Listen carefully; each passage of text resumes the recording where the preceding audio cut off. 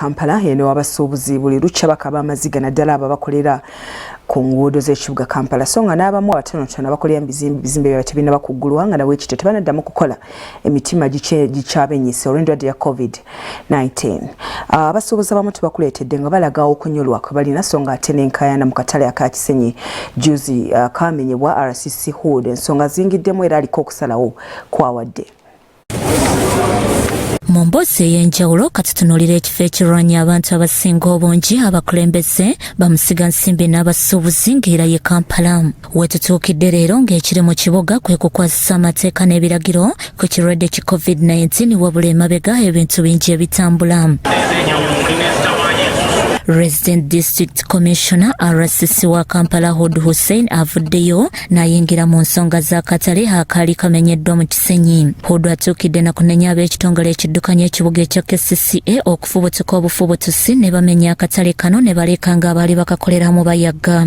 Wadde KCCA oyinza okwesanga yali temanyi nti mulimu enkaayana ez'eby'ettaka naye tukivumirira nti demolition yakolebwa nga waliwo enkaayana ez'eby'ettaka kubanza ofiisi yange yali tekimanyi era singa nakitegeera era nandikubidde KCCA ne tukwatagana ne tulaba engeri tukihandolinga. Akatale akamenyeddwa ke ka Market View ng'enjawukana ziri wakati w'abagagga ababiri okuli Omunigeria Novusi Namuddu ne Haman Matovu era RCC Hood alagidde omuyindi Navusi agira ali ku kitundu ku ttaka lino. Ekintu kisigale nga bwe kibadde original. Awabadde ebiyumba bino ebimenyeddwawo Austin ne tiimu ye baddembe okugenda mu maaso okuteekawo temporary structures awo wennyini biri ebiyumba bye bamenye we bibadde naye kano akakorido ne badde good status quo gye bagamba tumaintaininge kano akakorido Austin badde akazimbyemu n'ateekamu temporary structure ekyo kikyamu era tukirizaganyiza agenda kubimenya bijjewo.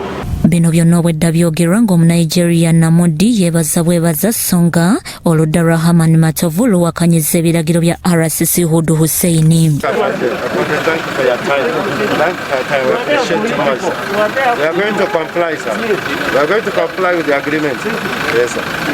RCC atuwadde ensala ye naye tetuli bamativu ku ekyo kuba bano abantu bakozesa bano bayaayo okuva eno mu Kisenyi okututiisatiisa tufolowinga nga tuddayo ewaka batutiisatiisa bo bajja tumenya omusango gukyali mu kkooti.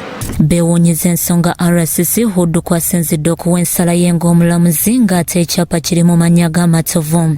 Ekisooka ekyapa kiri mannya gaffe ekyapa kibakontestinga badde eri sayidi ne bafuna order ze tutamanyi nako nga tetulina pate mu kkooti ne bafuna order ku poloti endala baagala kuzi-implementing eno okumenya abantu nga ne presidential directive nga kweri nti eri muntu okumusengula mu season eno. Ekyokubiri ne tugamba nti KCCA ekikola kyeyakola yali alwanira ono Matovu okubba ettaka ly'Omunigeria naye kyatandise okugiraba nga ekiri kituufu. Ensisinkano yeebaddemu abatwala ebyokwerinda era poliisi egenda mu maaso n'okukuuma ekifo kino. Wabula omugagga Matovu oluwulidde nti bibize kwe kusambyako n'ajja alaba embeera bweri n'alangira poliisi okuba ne kyekubira. Kuliko banka, kuliko ki? Ogenda bisasula. Togenda bisasula. Ojja kudda buzeri. Ng'osaba transfer. Waliwo naye gwa poliisi. Gwa poliisi. Era komanda k'omutina yiwe bamala kuvaawo tewali yazimba nga weebali. Ensonga za Kampala katuzifundikire n'abasajja abavunda emitima abakozeseza ekitongole ekya KCCA bo be bayita ba enforcement abayiiriddwa mu bungi ng'enkya ekibuga kyandizibuwala. Buli butale bwonna bulimu abantu era obutale tewali ataagala dduuka. Nze njagala dduuka naye ate edduuka ndifunye ntya sente nziyina nsula njala nare ndi empangisa emitwalo 10 w'ensula sisobola kusobolawo kati nze nasobola ntya rent ey'edduuka. Essaawa eno batugobaganye twakava mu COVID ogoba otya omuntu kigenda tuyina looni abamu. Abampembe bano baleeteddwa okugombolola buli akyeyigiikirizaako ku luguudo mbw'atundirawo ebintu bye okusinziira ku mumyuka wa minisita wa Kampala Kyoffa Togabye Kabuye ng'asinziira ku Media Center.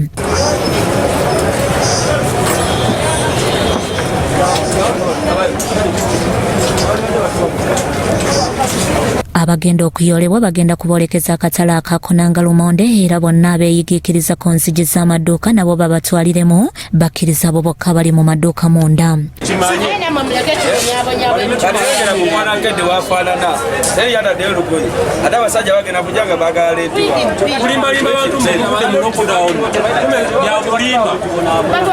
Ozikiriza nnyo omuntu ennyindo ogireeta omusaayi, so the repercussions zirinaava mu waliwo n'abakolera mu bizimbe abatakkirizibwa kukola kubanga ababiddukanya tebannatuukiriza biragiro bya mukulu COVID-19.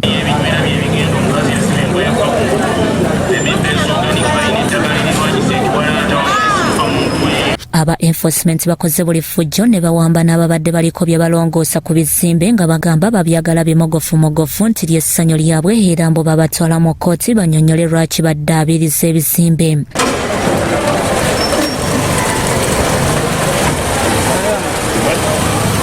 Twatandise tukulaga Kampala watuuse era mu bufunze afuuse wakugoloba ku Enkaayana kuwamba n'ebirala. Bikusakiddwa Sali Hakim ne Kyambadde Lawrence, Crossroad TV, Omunnyo.